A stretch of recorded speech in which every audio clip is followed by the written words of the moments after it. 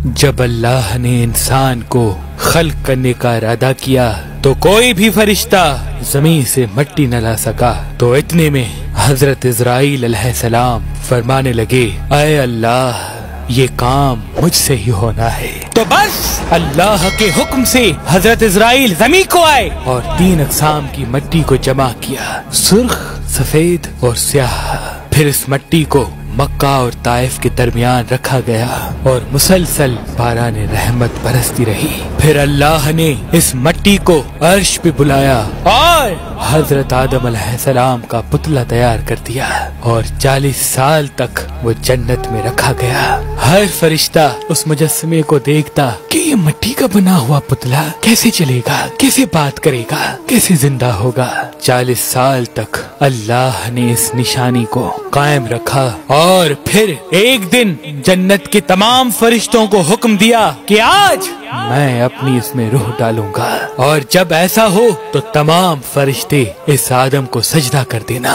सब फरिश्ते हैरत से पुतले को देख ही रहे थे। इतने में अल्लाह ने इस मिट्टी के मुजस्समे में अपनी रूह डाली तो आदम अलैहिस्सलाम ने छींक ली और तमाम फरिश्ते सजदे में गिर के अल्लाह की तारीफ करने लगे सिवाय इब्लीस के, और वो तकब्बर और हसद कर बैठा। अल्लाह ने उसे अपनी दरबार से निकाल दिया। फिर अल्लाह ने हजरत आदम से बीबी हवा को पैदा किया और इनकी जन्नत में की गई गलती के सबब इनको जमीन पे भेज दिया और ये हुक्म नाफिज किया कि अब जन्नत में वो ही आएगा जो ये साबित करे कि वो हमारा फरमाबरदार है। और यूं इंसानों के लिए दुनिया में इम्तिहानात को रखा गया ताकि हर इंसान इम्तिहान देकर अल्लाह को राजी करके जन्नत तक पहुंच सके। तारीख ने लिखा, जब आदम और बीबी हवा जमीन को आए तो 200 साल तक एक दूसरे से जुदा रहे और अल्लाह से माफी मांगते रहे। बिलाखिर अल्लाह ने उनकी तौबा कबूल की। हजरत जिब्रील अलैहिस्सलाम उन्हें मक्का में जबल अरफात पर छोड़ आए और वो साथ रहने लगे। और फिर अल्लाह ने हजरत आदम को हुक्म दिया कि वो खाना काबा तामीर करें और हजरत जिब्रील और हजरत आदम ने मिलके एक घर का निशान कायम किया जिसको बाद में तामीर हजरत इब्राहीम अलैहिस्सलाम ने किया और जिसे आज भी अल्लाह का घर खाना काबा कहते हैं। हजरत आदम अलैहिस्सलाम जब जब अपनी खता को लेके पशेमान होते थे या अल्लाह की इबादत करना चाहते थे तो इस जगह आके अल्लाह का जिक्र करके अल्लाह को राजी किया करते थे। हजरत आदम अलैहिस्सलाम ने 960 बरस की जिंदगी पाई जबकि आदम अलैहिस्सलाम की जिंदगी 1000 साल की थी, क्योंकि जब आदम अलैहिस्सलाम जन्नत में थे तो अल्लाह ने हजरत आदम अलैहिस्सलाम को उनकी तमाम औलाद जिन जिन को नबूवत मिलनी थी उनकी शख्सियत और उनकी उम्र आदम अलैहिस्सलाम के नजदीक वाज़ेह कर दी। आपने जब हजरत दाऊद अलैहिस्सलाम की उम्र को 60 साल तक देखा तो अल्लाह से कहने लगे, ऐ अल्लाह, मेरी उम्र के 40 साल मेरे पोते दाऊद को दे दे। तो यूं आपकी दुआ कबूल हो गई। अल्लाह ने आदम अलैहिस्सलाम को 2 फर्जंद अता किए, हाबिल और काबिल। लेकिन शैतान के विस्वसे, हसद और नफरत ने जब काबिल के हाथों से हाबिल को कत्ल करवा दिया तो हजरत आदम अलैहिस्सलाम अंदर से टूट गए और बार बार अल्लाह की दरबार में दुआ मांगने लगे। तो एक दिन अल्लाह ने जिब्रील अमीन को आदम अलैहिस्सलाम के पास भेजा और फरमाया, ऐ आदम, अल्लाह तुम्हें ऐसा बेटा देने वाला है जिसके नसब से अंबिया और औलिया जमीन तक पहुँचेंगे। उसका नाम शीस रखना। शीस का मतलब है अल्लाह का अता किया गया तोहफा। और यूं अल्लाह ने आदम की नस्ल को जमीन पे फैला दिया।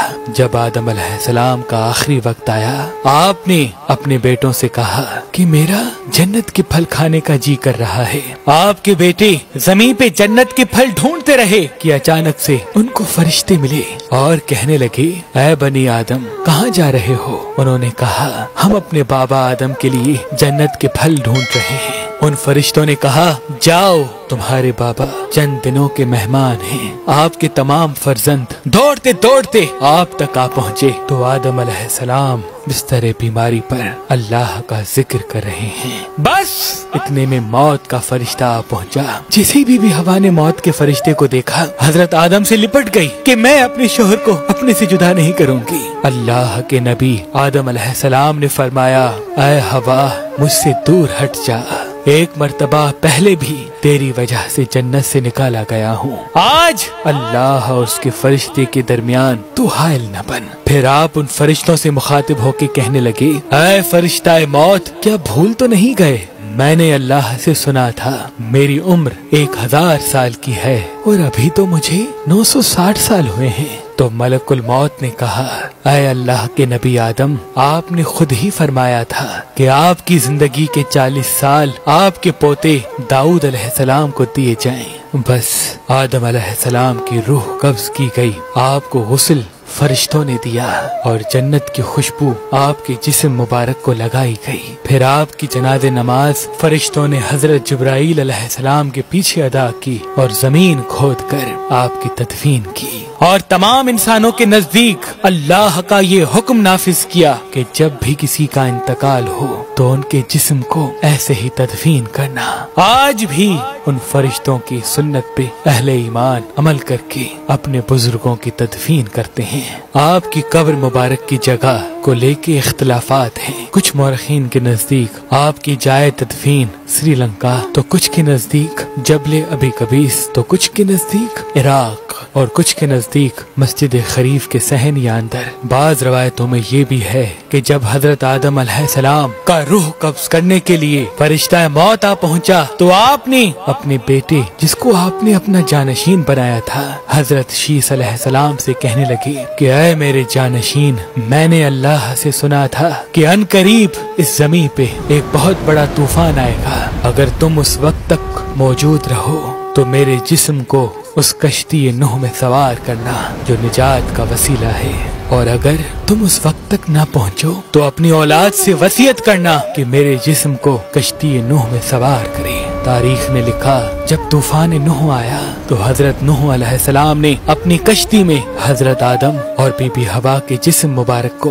अपनी कश्ती में सवार किया और बैतुल मुकद्दस या इराक में उस जगह तदफीन किया जहां उन्होंने अपनी ही कब्र बनाई और बीच में एक कब्र खोद के अपनी तहरीर छोड़ दी। और जब इमाम अली अलैहिस्सलाम ने शहादत पाई तो उन्होंने वसीयत की, मेरे जनाजे को ऊंट पे रख के हसन और हुसैन पीछे चलते रहना, जहाँ ऊंट रुकेगा वहाँ एक चमकीला पत्थर होगा, उसको हटाना तो मेरी कब्र बनी होगी।